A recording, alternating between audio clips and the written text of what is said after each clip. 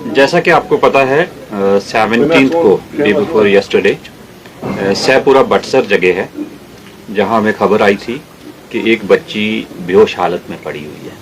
हमने immediately team SHO खीर भवानी को भेजा था और उसके बाद वहां जाके पता चला कि वो वफात पा चुकी थी, एक डेड बॉडी थी वहां।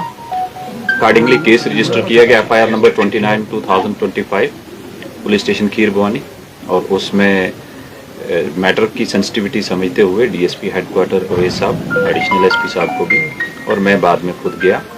हमने एक सिट कॉन्स्टिट्यूट की और उसमें श्रीनगर से हमने फोरेंसिक्स के एक्सपर्ट्स बुलाए और उनके आने पे उसको सीन ऑफ क्राइम को प्रिजर्व करके डिटेल एग्जामिनेशन किया गया और उसके बाद हमने डेड बॉडी को हॉस्पिटल शिफ्ट किया फॉर पोस्टमार्टम। वहाँ हॉस्पिटल में एक बोर्ड ऑफ डॉक्टर्स कॉन्स्टिट्यूट करके इवन MRI तक करवाया गया सो दैट कि सारे पहलू उसमें हम इनकॉर्पोरेट कर पाए। इसमें जो इनिशियल इन्वेस्टिगेशन में वहाँ जो स्टोरी और कुछ स्टेटमेंट्स दी गई कि ये 2 बच्चियां घर से निकली थी, आगे किडनैप अबडक्शन किया गया और उसके बाद आगे इसको मार दिया।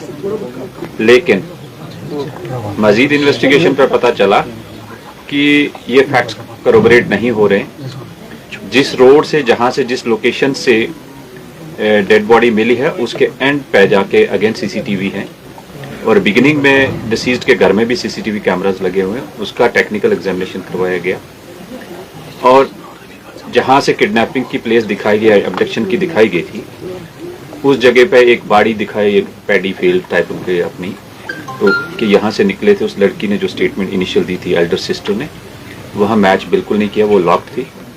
और फिर हमने सस्टेन इंट्रोगेशन करके पता चला कि बड़ी जो एल्डर गर्ल है उसका भी हमने मेडिकल एग्जामिनेशन उसी समय करवाया था हॉस्पिटल में और उसने जाके अपने कजन के घर में अपने ड्रेस चेंज किए थे जो कि हमने रिकवर किए, जिस पर ब्लड लगा हुआ था, अच्छा खासा ब्लड स्टेंस थे।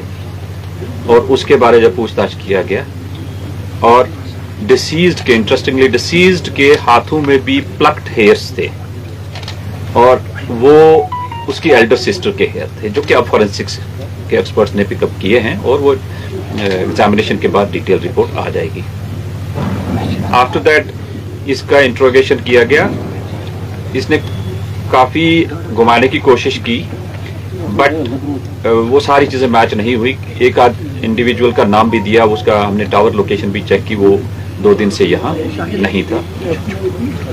There after she sustain interrogation के बाद एडमिट किया कि उसने ये अपनी सिस्टर को जब वहाँ अपनी ज़मीन में ले गए थे उसके साथ वाली जगह पे, उससे पहले दिन अपनी मदर के साथ जाते में उसकी घड़ी रह गई थी वहाँ, उसको ढूंढने के लिए गई, वो मिली और छोटी सिस्टर के साथ अल्टरकेशन हुई और फिट ऑफ रेंज में उसमें एक दूसरी को इनने पंचेज मारे। देर आफ्टर एल्डर सिस्टर ने एक वहाँ से रॉड उठा के, वुडन रॉड स्टिक, उसके सर पे मारी, वो बेहोश होगी।